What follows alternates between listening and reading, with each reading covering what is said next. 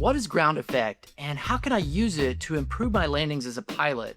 In this video, I'm going to talk about that in detail, and I'm also going to talk about wake turbulence because you need to know about that as well if you want to be a safe pilot. Welcome to Free Pilot Training. I'm Josh. I'm a flight instructor that has just a little bit of military flight experience, and I fly the C-130, so I know a little bit about ground effect and wake turbulence. Now, believe it or not, these might seem like two different topics, but they're really not. They're one and the same. Both of these topics stem from something called wingtip vortices, so let's take a look at what those are. Wingtip vortices are a natural byproduct of lift that's created by a wing. As you may remember, when air flows over the top of a wing, the air pressure on top is lowered while the air pressure on the bottom stays higher. This in turn causes the wing to be picked up by that high air pressure under the wing. But not all that air pressure pushes the wing up. Some of it flows backwards to meet the low pressure air at the back of the wing. And then some of it actually flows laterally out towards the wingtips. This is what experts refer to as lateral flow because I guess it flows laterally. And this is why these guys get paid the big bucks. Anyway, so this high pressure air under the wings flows laterally out toward the tip of the wings, and then it flows up to that low pressure area on top of the wings. And when this happens, the air that's flowing over the upper surface of the wing catches those updrafts and pushes them back down. And this causes the air to spiral around the wingtips. And this spiraling air is what we call wingtip vortices. Now, one important thing to note is that wingtip vortices are a huge contributor to the induced drag that acts on your airplane. And I'll be discussing this quite a bit in a few minutes, but the main thing I want you to know right now is that when you fly at slow airspeeds, you also have to fly at a high angle of attack if you don't want the airplane to descend.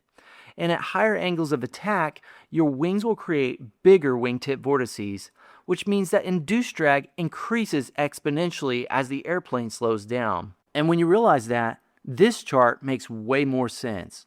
I personally think that the wind that strikes the bottom of your wing also makes up a huge part of induced drag. But the FAA mainly wants you to know about these wingtip vortices and that the bigger they are, the more induced drag your airplane will have. Now, once again, you need to remember that when you fly at slower airspeeds, you also have to fly at a higher angle of attack in order for lift to equal weight. So when you slow down, the induced drag is going to increase because that air is rushing out and making these big vortices over the tip of the wings. Keep in mind, wingtip vortices can be kind of dangerous. That's because these vortices can actually hang out for quite a while after they're made by the wing.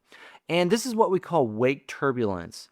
Now, I'm sure you've already figured out that you don't want to fly through wingtip vortices that were created by another plane, but you especially don't want to get caught in wake turbulence from a large or a heavy aircraft. Not only can wake turbulence damage your aircraft, but in extreme cases, your airplane could potentially get flipped upside down. And believe you me, if this happens to you in a Cessna 172 and you survive it, you're going to want to change your underwear after that. And you definitely don't want to get caught in the wake turbulence of a larger aircraft during takeoffs or landings because you might not have enough time to recover if you're that close to the ground. So let's talk about how to avoid this stuff. Before we do, I want you to remember the three most dangerous types of airplanes that you can encounter when it comes to wake turbulence. Anytime an airplane is heavy, clean, or slow, the airplane is more likely to put off large and powerful wingtip vortices. So this wake turbulence can be extremely upsetting. You see what I did there? Sorry, no one likes a good pun anymore these days. But anyway, this actually makes a lot of sense when you think about it. A heavy airplane needs to fly at a higher angle of attack when it's slow. So this extra lift is going to create bigger vortices. The same thing happens with the slow airplane. The aircraft needs to maintain a higher angle of attack so it can maintain the same amount of lift. And once again, this increases the size of these vortices. Now, the last one confuses a lot of people. A clean airplane, meaning an airplane with flaps up, will produce more wake turbulence than an airplane that is fully configured. I personally believe that this is because most airplanes in the clean configuration have a higher angle of attack. And I don't want to go into a bunch of detail on that today because people will argue this point with me. But this makes a lot of sense for multiple reasons, including the fact that wingtip vortices are increased anytime the flaps are up.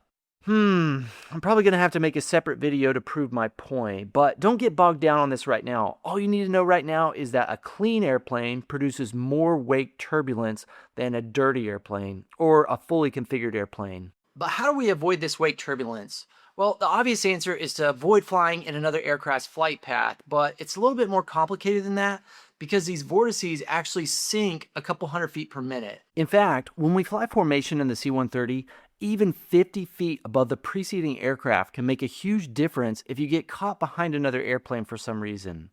And according to the FAA, you should never follow an aircraft on a similar flight path at an altitude within 1,000 feet. And I don't like the wording they use because that makes it seem like 1,000 feet behind these big airplanes will keep you safe. But I'll tell you right now, that is not enough space behind a larger aircraft. What they actually mean is that you should not fly less than 1,000 feet above their wake turbulence. But we don't know exactly how quickly this stuff drops, so I personally wouldn't fly below another airplane at all if I'm in a smaller aircraft. Now, that's just talking about avoiding wake turbulence during cruise. Takeoffs and landings are the real danger, so let's talk about how to avoid these vortices during these critical phases of flight. An airplane begins to make wake turbulence as soon as it rotates, and this is because ground effect reduces wingtip vortices, which we'll be discussing more in a minute. Then once an airplane lands and the wings are no longer creating lift, this is when an airplane stops producing this turbulence.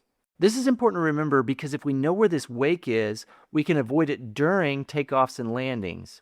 If we can get our airplane airborne before the rotate point of the preceding aircraft, we'll stay above the vortices and out of that turbulence. Then, when we land, all we have to do is land beyond the touchdown point of the preceding aircraft. This is all you have to do to avoid another aircraft's wake. That being said, there may be times when you aren't sure where the preceding aircraft took off or landed. And in this case, a good rule of thumb is to wait 3 minutes for the vortices to dissipate before taking off or landing behind a large or a heavy aircraft. This simple technique is an easy way to give you a good safety margin. But here's the weird thing. Wingtip vortices don't just disappear, and the wind can actually affect which direction they move. When vortices are near the ground and there's no wind, they dissipate very slowly and they move away from each other laterally at a rate of about 2 to 3 knots. But here's something that you'll want to remember. If there's a 1 to 5 knot crosswind, this can cause the upwind wake to stay over the runway for an extended period of time. This is a situation where you might consider waiting the full 3 minutes before taking off or landing on this runway. And even then, I would be prepared to go around if you need to. A go around is a great option if you start getting into another aircraft's wake. Now that you understand wingtip vortices, let's move on and talk about ground effect, because ground effect is caused in part by these wingtip vortices being disturbed by the ground, and this is a good thing. In just a minute, I'll explain how you can use ground effect to your advantage during takeoffs and landings. But first, let's look at what's happening as the airplane moves into ground effect. When you first start practicing landings, the first thing you might notice is a tendency for the airplane to float on you as you cross over the runway. This can be frustrating for new pilots because it makes them doubt their ability to control the aircraft. And a lot of times they end up forcing the airplane onto the runway. But the key is to understand what's happening in ground effect, and this is going to make all the difference in the world during your landings. Now, probably one of the most important things to know about ground effect is where it starts. For most airplanes, ground effect starts approximately 1 wingspan above the runway, and it gets stronger and stronger as you get closer to the surface. One reason for this is because of our wingtip vortices. As our wings get closer to the surface, whether that be pavement, grass, or water, the ground can actually stop some of that spiraling air from corkscrewing around the wingtips. And this can actually reduce the size and the strength of these vortices. And remember, wingtip vortices are one of the biggest reasons for induced drag. So when these vortices are reduced, induced drag decreases and lift increases. And not only does ground effect reduce wingtip vortices, it also reduces downwash as well. And this is another source of induced drag. So if you don't want to float, you must account for this reduction in drag by reducing thrust. You might be wondering why I'm telling you this. If you don't reduce thrust before starting the flare, this can actually cause your airplane to speed up because of the reduced drag. This means that when the airplane speeds up, the wings actually create more lift, which can cause you to float down the runway even more. And this is where I want to shift gears a little bit and talk about how to use ground effect as a tool to improve your landings. I know a lot of people hate ground effect because it can cause them to float, but the number one thing you can do to combat floating is to land at the correct airspeed. But here's what's confusing. The landing speed of your airplane is technically not the speed you should be landing at. Landing speed is the speed you should be flying down final to give you a safety buffer from stalling. In fact, the landing speed of most airplanes is typically about 1.3 times the stall speed in the landing configuration. But your airplane is not going to want to touch down until you slow down to your stall speed, unless you force the airplane down onto the runway, which you don't want to do. This means that you need to start slowing down as soon as landing is assured, not once you're in the flare. Now, different people take this to mean different things, but when I'm about 30 feet above the runway, and I know for 100% fact that I'll make the runway if I were to wipe the power, then this is when I start reducing my power. This is because at 30 feet, I know I'm already in ground effect. Cessna 172s have a wingspan of about 36 feet. And if I don't start reducing power inside of this distance, the aircraft will float on me because I haven't started slowing down towards my stall speed yet. And this is the key. We want to get our airplane into a safe place above the runway right as we stall. And here's where we start tying all this together. Probably the most important thing to remember about ground effect is that it reduces the induced drag acting on our airplane. And this is important because induced drag increases exponentially as the airplane slows down. And because of that, induced drag can actually cause the airplane to slow down exponentially as well, which creates a problem. As you may remember, the lift that your wings produce is directly related to airspeed. And as airspeed decreases, so does lift. This means that when induced drag increases exponentially, lift will decrease exponentially. This means that out of ground effect, induced drag will cause you to drop faster and faster as you slow down. That's why you will literally drop like a rock if you flare the airplane too high.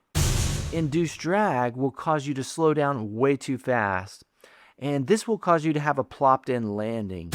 Getting the airplane into ground effect eliminates this problem. The closer you can get to the runway, the more ground effect reduces induced drag. For example, if you flare your airplane one wingspan above the runway, you'll get a 1.4% decrease in your induced drag.